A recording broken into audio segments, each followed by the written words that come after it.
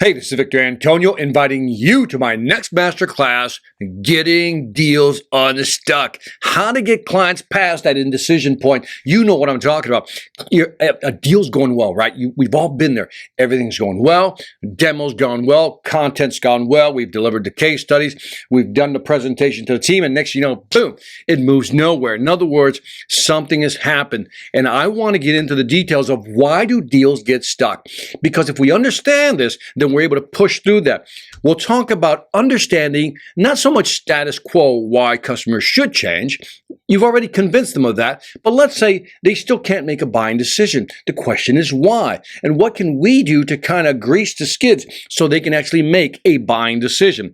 We'll talk about what metrics work and don't work in terms of motivating a client to make a buying decision. You'll be surprised at what doesn't work and what really does.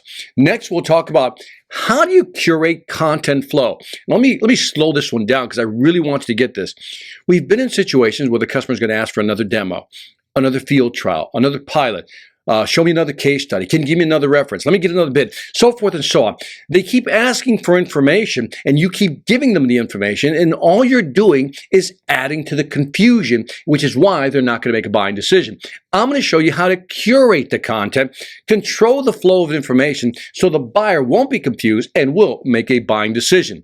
We'll also talk about product advocacy. In other words, how do you position your product as a good recommendation? Not so much as pushing it on the client, but how do you frame the conversation so the customer goes, oh, I see what you're trying to do. You're trying to guide me into making the right buying decision. And last but not least, we'll talk about tactics to de-risk a situation. In many cases, the client isn't making a buying decision, not because they don't believe your product is great. They got that, check. They like the price, check. They're afraid. So what can we do in the final stages of a proposal to de-risk the actual anxiety the customer is feeling in terms of making a buying decision?